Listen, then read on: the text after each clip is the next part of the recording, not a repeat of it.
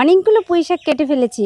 আজকে কিন্তু এগুলো আমি রান্না করব না, আমি নিয়ে যাবো আমার বাপের বাড়িতে। ছোট্ট একটা ব্লগ, দেখতে থাকুন। এই যে যে জমিগুলো দেখতে পাচ্ছেন, এই জমিগুলোর ওই পাশেই আমাদের অজয় নদী। তোমরা সবাই কোথায়, কেমন আছো?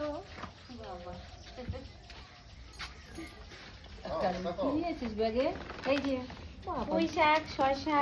পুঁই শাকগুলো তো ভালো সুন্দর হয়েছে, গাছে সুন্দর হয়েছে পুঁই শাকগুলো। খোসাগুলো ভালো, অনেকগুলো পুঁই শাক তো। লাল গুলো হয়েছে বাবা, এই লাল শাকগুলো দেখতে ভালো লাগে বেশি। এখন আমার বাবা ওল গাছ লাগিয়েছে, কত বড় হয়ে গেছে গাছগুলো কয়েকদিনের মধ্যেই, কিন্তু পাতাগুলো এখনো ভালো করে ছাড়ায়নি। আর কদিন পরে হয়তো ছাড়িয়ে যাবে, একটা দুটো ছাড়িয়েছে এই দেখুন। আর এইগুলো, এইটা দেখুন, এইটা অল্প ছাড়িয়েছে, দেখতে কি ভালো লাগছে। এগুলো খাওয়াও যায়, একদিন আপনাদের ভিডিও করে দেখাবো। এটা কি ফুল গাছ বলুন তো? এই দেখুন ফুল ফুটেছে, আমরা এটাকে কাঠগোলাপ বলি, আপনারা কি বলেন? আমার তো খুব ভালো লাগে এই ফুলটা,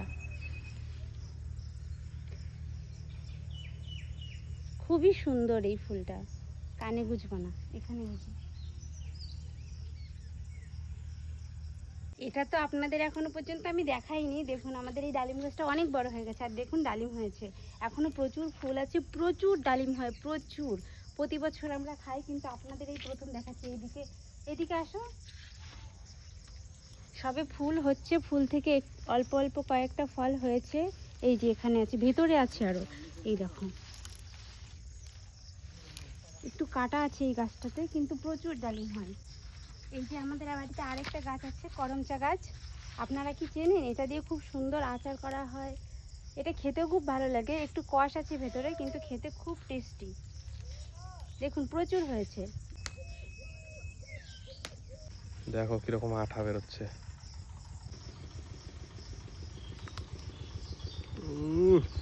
টক এখন তো একটু টক লাগবে, যখন পাকবে তখন মিষ্টি লাগবে। এটা দিয়ে আচার বা জ্যাম তৈরি করতে হয়। তাও আঠা বেরোচ্ছে দেখো।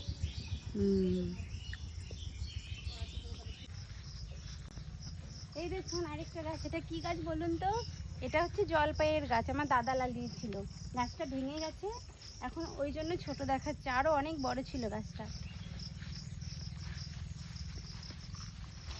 এই গাছগুলো কি সুন্দর, তাই না? ওই দেখো আম হয়েছে, এই দেখো।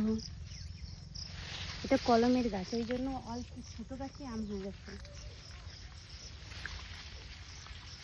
এখানে তিনটে পাট শাক লাগানো হয়েছে, বাবা লাগিয়েছে নিশ্চয়ই।